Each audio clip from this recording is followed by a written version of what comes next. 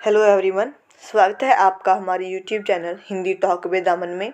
जैसा आप सबको पता है कि हमने जो भक्ति काल से संबंधित जो भी बाद आए थे वे हम देख रहे थे और दार्शनिक सिद्धांत जो हमने देख लिए थे उनमें से शंकराचार्य जी के और माधवाचार्य जी के हमने दार्शनिक सिद्धांत पढ़ लिए थे। शंकराचार्य जी द्वारा जो दार्शनिक सिद्धांत दिया गया था वह था अद्वैतवाद और माधवाचार्य जी द्वारा जो दार्शनिक सिद्धांत दिया गया था वह था द्वैतवाद। अगर आपने वे वीडियो नहीं देखी तो पहले जाकर आप वो वीडियो देख लें, और अगर आपने अभी तक हमारे चैनल को सब्सक्राइब नहीं किया तो पहले जाकर हमारे चैनल को सब्सक्राइब करें और बेल आइकन को जरूर प्रेस कर दें ताकि वीडियो की नोटिफिकेशन आप तक आसानी से पहुंच सके। तो चलो शुरू करते हैं हम हमारी आज की वीडियो। देखते हैं रामानुजाचार्य जी के बारे में। रामानुजाचार्य जी का जन्म और मृत्यु 1017 ईस्वी में इनका जन्म हुआ और 1137 में इनकी मृत्यु हो गई। तमिलनाडु में थे। ठीक है, इनके गुरु का नाम था वे कंचीपुरण था। शूद्र जाति से संबंधित थे वे। श्री संप्रदाय की परंपरा में माने गए हैं रामानुजाचार्य जी। ठीक है, रामानुजाचार्य शेष तथा लक्ष्मण के अवतार माने जाते हैं। ठीक है, ये बात ध्यान देने योग्य है कि रामानुजाचार्य जी लक्ष्मण के अवतार के रूप में माना गया है रामानुजाचार्य जी को। ठीक है, इसके बाद इनका जो दार्शनिक सिद्धांत है वे क्या है? विशिष्टाद्वैतवाद। कौन सा सिद्धांत है? विशिष्टाद्वैतवाद। देखते हैं इसमें क्या कहा गया है। यद्यपि जगत और जीवात्मा दोनों ब्रह्म से भिन्न हैं, ब्रह्म से ही उद्भूत हैं। ठीक है, ये मानते हैं कि जगत और जीव ब्रह्म से भिन्न है, परंतु ब्रह्म से भिन्न है लेकिन ब्रह्म से ही उपजी हुई हैं। ठीक है, इनका निर्माण करने वाला भी ब्रह्म ही है। कौन है?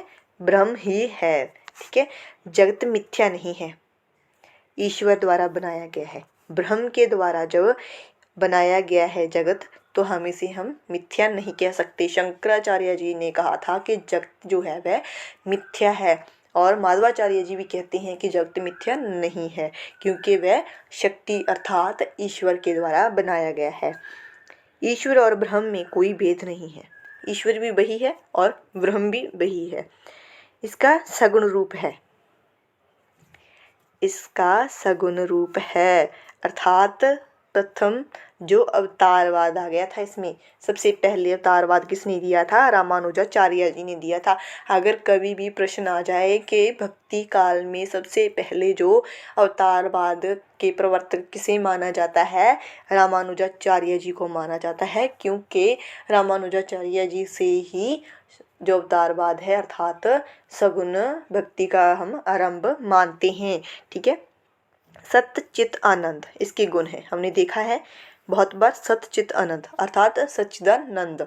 इसका अगर हम संधि करें तो सच्चिदानंद। ठीक है, ये संधि विच्छेद किया गया है, सत्य चित्त और आनंद। ठीक है, जीव को शेष अर्थात दास, ब्रह्म को शेषी अर्थात सेवक माना गया है, क्योंकि ब्रह्म जो है वे सबसे ऊपर है और ब्रह्म ने ही जो जीव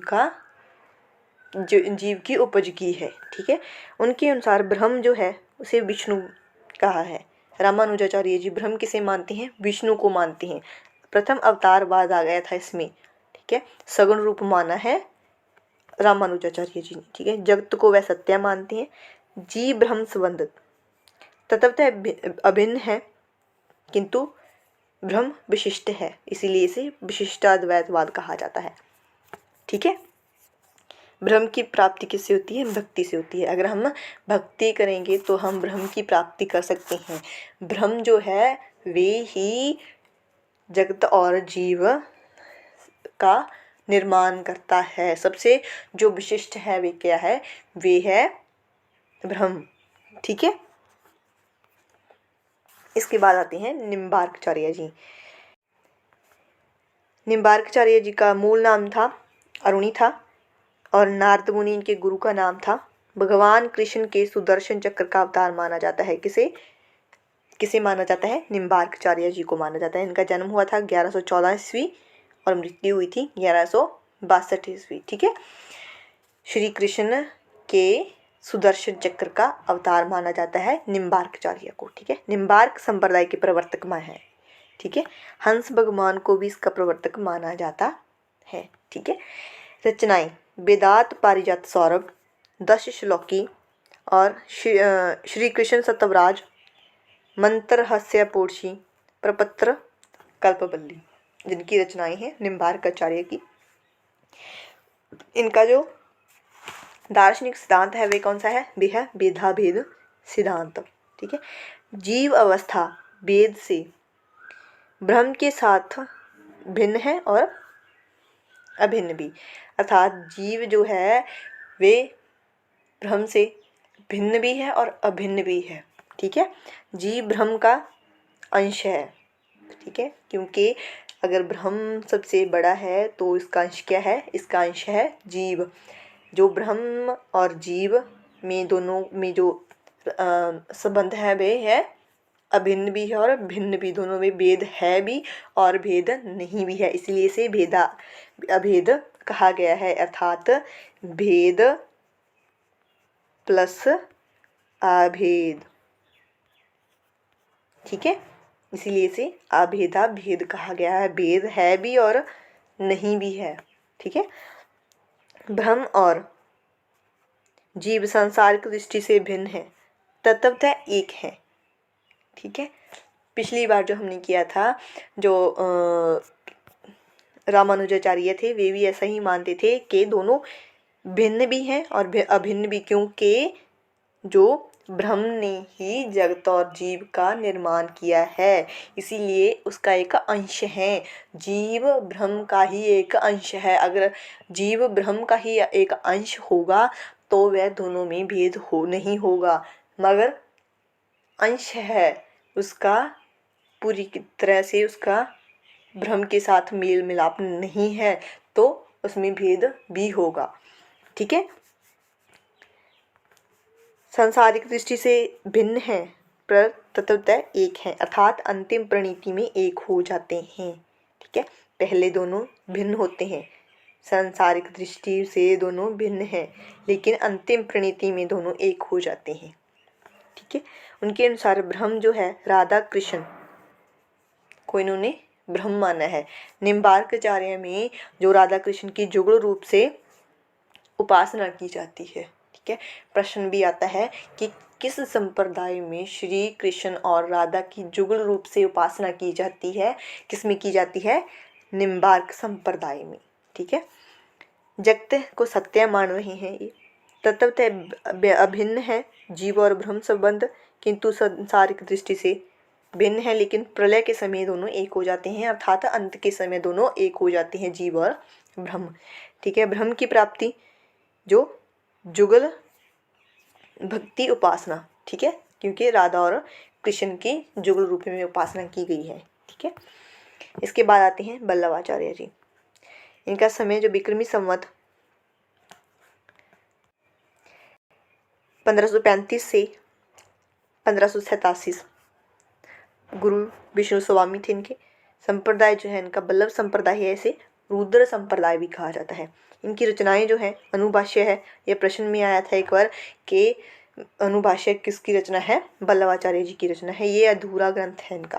ठीक है, संबोधनी टीका, तत्वदीप निबंध, विद्वन मंडल, श्रृंगार रस मंडन, पूर्व मीमांसा भाष्य, श्रीमद्भागवत सूक्ष्म टीका। ठीक है, इनके द्वारा जो सिद्धांत दिया गया था, दार्शनिक सिद्धांत, उसे हम कहते हैं शुद्धाद्वैत भाद। ठीक है, शुद्धाद्वैत वाद तात्विक रूप से अद्वैत है। ठीक है, अगर हम तत्व रूप से देखें तो दोनों जीव और ब्रह्म दोनों एक हैं, अद्वैत हैं, अर्थात दोनों एक ही हैं। ठीक है, दोनों एक ही हैं। ठीक है, शुद्ध शब्द का प्रयोग इसके विशेषण के रूप में हुआ है। जो शुद्ध है उसे विशेषण के रूप में प्रयोग में लाया गया है। जो जीव है वह सत्य है, उसकी उत्पत्ति नहीं होती। ठीक है, उसकी उत्पत्ति नहीं होती। इन्होंने जीव के 3 प्रकार माने हैं, महत्वपूर्ण है सबसे ये तीनों प्रकार। पुष्टि जीव जो भगवान का अनुग्रह करते हैं वह नित्य लीला में प्रवेश करता है। ठीक है, उसे हम पुष्टि जीव कहते हैं। मर्यादा जीव जो वेदों का अनुसरण करता है वह स्वर्ग की प्राप्ति करता है, ठीक है, उसे मर्यादा जीव कहते हैं। प्रवाह जीव जो सांसारिक सुख भोग में लिप्त रहता है उसे प्रवाह जीव कहते हैं। 3 जीव हैं, कौन कौन से? पुष्टि जीव, मर्यादा जीव और प्रवाह जीव, ठीक है। इसके बाद इन्होंने कहा है जड़ जगत ना तो उत्पन्न होता है ना नष्ट होता है, वरन इसका आविर्भाव होता है, ठीक है। जो जगत है ना वह नष्ट होता है ना वह उत्पन्न होता है, ठीक है। विष्णु की भक्ति को मुक्ति का साधन माना है। विष्णु की भक्ति को मुक्ति का साधन माना है। इन्होंने विष्णु की भक्ति अर्थात श्री कृष्ण के अवतार में ये विश्वास रखते थे, जो के विष्णु के ही अवतार माने जाते हैं श्री कृष्ण जी, ठीक है। यहाँ पे आ गया श्री कृष्ण, वे कृष्ण की भक्ति में विश्वास रखते थे ना कि राम की भक्ति में, क्योंकि विष्णु के अवतार श्री कृष्ण को भी माना जाता है और श्री राम को भी माना जाता है। लेकिन जो वल्लभाचार्य थे वे किस में विश्वास रखते थे? विष्णु के अवतार श्री कृष्ण में, ठीक है। पुष्टि मार्ग भक्ति को रागानुरागा भक्ति भी कहते हैं। उनके अनुसार जो ब्रह्म है वे कृष्ण है, क्योंकि ये कृष्ण की पूजा करते थे।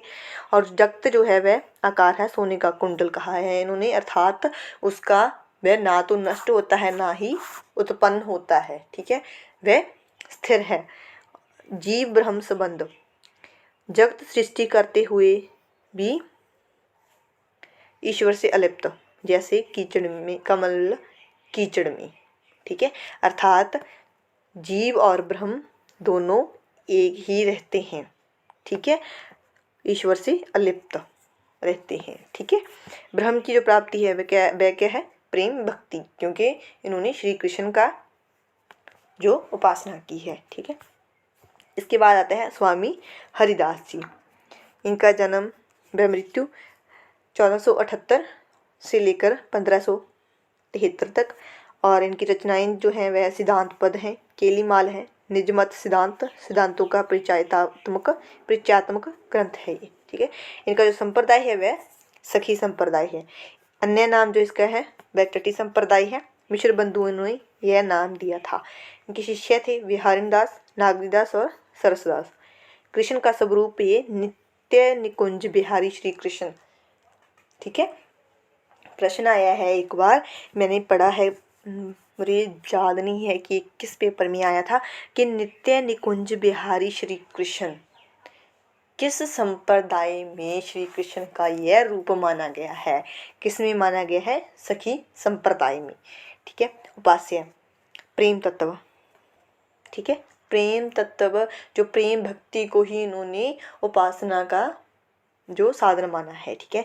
यह प्रेम नित्य है, वह राधा हरि इन दोनों रूपों में नित्य प्रकट होते हैं, ठीक है। प्रेम का तीसरा रूप सखी जन का है, जो प्रेम लीला की प्रयोजिका वह भोगता है, ठीक है। राधा और कृष्ण, ठीक है, ये तो दोनों हो गए नित्य प्रकट होने वाले, ठीक है, दोनों में आपसी प्रेम है, ठीक है। और जो तीसरा रूप है प्रेम का वे क्या है? राधा का एक रूप है, कृष्ण का एक रूप है, ठीक है। और जो तीसरा रूप है वे क्या है? वे सखी का है, जो राधा और कृष्ण की जो प्रेम लीला है उसको भोग रही है, अर्थात देख रही है, अर्थात मान रही है, ठीक है। इसे को भी प्रेम का एक रूप माना है, ठीक है। राधा कृष्ण निकुंज केली की सखी के भाव में उपासना की जाती है, ठीक है। राधा कृष्ण के निकुंज केली की सखी के भाव में उपासना की जाती है, ठीक है। इसके बाद आता है हित हरिवंश गोस्वामी 1502 से 1573। इनकी रचनाएं जो हैं वह है हित 84, स्फुटपद, जमुनाष्टक, राधा सुधा निधि, संस्कृत श्लोक ग्रंथ है ये।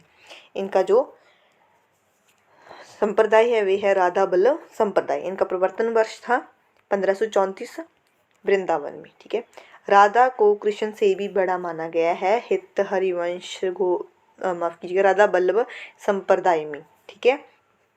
श्री कृष्ण से बड़ा माना गया है राधा को, ठीक है। इस संप्रदाय द्वारा स्थापित मंदिरों में, यहाँ पे मंदिर आएंगे, मंदिरों में राधा एवं कृष्ण की मूर्तियां नहीं मिलती, अपितु मूर्ति के स्थान के पास पार्श्व में स्वर्ण पत्र पर श्री राधा अंकित रहता है। ठीक है, हमने आपने कभी देखा होगा कई मंदिरों में ऐसे मंदिर हैं यहाँ पर सिर्फ एक स्वर्ण पत्थर रखा हुआ है और वहाँ पर श्री राधा के द्वारा जो श्री राधा अर्थात जो तिलक है उसे सिर्फ उसे ही पूजा की जाती है उसकी ही। ठीक है, वहाँ पर मूर्तियाँ नहीं रखी जाती। नित्य विहार के 4 विधायक तत्व हैं, कृष्ण, राधा, सहचरी व वृंदावन। वृंदावन में राधा और कृष्ण का प्रेम चलता है और सहचरी अर्थात उनकी सखी जो होती है वे उसकी भोक्ता होती है। प्रेम के तत्सुखी भाव को स्थान दिया गया है। भक्ति व संप्रदाय का मूलाधार प्रेम है, मुक्ति की कोई कामना नहीं की गई इसमें। उपासना का आधार रस है। राधा स्वयं आनंद रूपा है। उपासना को रसोपासना भी कहा जाता है। ठीक है, इसके बाद आता है चैतन्य महा। ठीक है, 1486 से लेकर 1533। इनका बचपन का जो नाम था वह निमाई था। विशंबर गौरंगवी ने कहा जाता है। इनके दीक्षा गुरु थे जो वे केशव भारती थे। इन्होंने ही अब इनका नाम बदलकर कृष्ण चैतन्य रखा। के जो प्रमुख ग्रंथ हैं वह है गोविंद भाष्य। संपादनकर्ता जो है बलदेव विद्याभूषण है। दार्शनिक सिद्धांत जो है इनका अचिंत्य वेद है। गौड़ीय चैतन्य संप्रदाय का संप्रदाय है। चैतन्य महाप्रभु ने श्री कृष्ण को वृजेंद्र कुमार भी कहा है। चैतन्य संप्रदाय की उपासना वियोग पक्ष को प्रबल मानकर चलती है। ठीक है, यहाँ पर वियोग जो पक्ष है उसे माना गया है। दार्शनिक रूप में माधव संप्रदाय या द्वैतवाद की कोई मान्यता नहीं है। ठीक है, वे मानते हैं कि जो जीव और ब्रह्म दोनों अलग अलग नहीं हैं, वे दोनों एक ही हैं। ठीक है, श्री कृष्ण परम तत्व पूर्ण ज्ञान एवं पूर्ण अनंत है। ठीक है, श्री कृष्ण की शक्तियाँ अनंत हैं। उनमें से एक आह्लादनी शक्ति है, राधा इसी शक्ति का नाम है। ठीक है, आज जो हमने किया वे हमने दार्शनिक सिद्धांतों के बारे में देखा है। जो हमारा भक्ति काल है वे यहाँ पर संपूर्ण हो जाता है। अभी सिर्फ एक टॉपिक रह जाता है भक्ति काल का, जो भक्ति काल के अंतर्गत जो सभी काव्य धाराएँ हैं उनसे जो अलग रहते हैं कवि, उनके बारे में हम पढ़ेंगे हमारी अगली वीडियो में। अगर आपको हमारी वीडियो अच्छी लगी हो तो लाइक और शेयर ज़रूर करें। धन्यवाद।